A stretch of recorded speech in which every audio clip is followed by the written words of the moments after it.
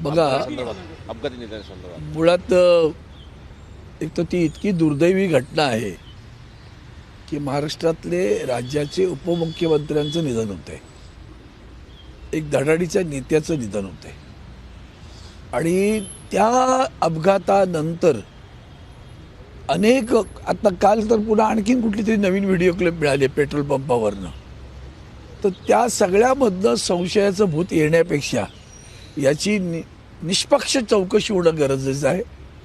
आणि सभागृहामधलं सध्याचं वातावरण पाहता मला बोलण्याची संधी मिळेल असं वाटलं नाही.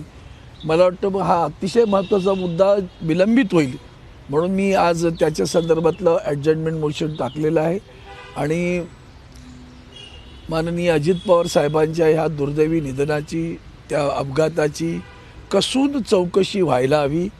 ती एखाद्या सर्वोच्च न्यायालयाच्या किंवा माजी न्यायाधीशांच्या मार्फत व्हायला हवी. इतकी ती निष्पक्ष चौकशी होणं गरजेचं आहे.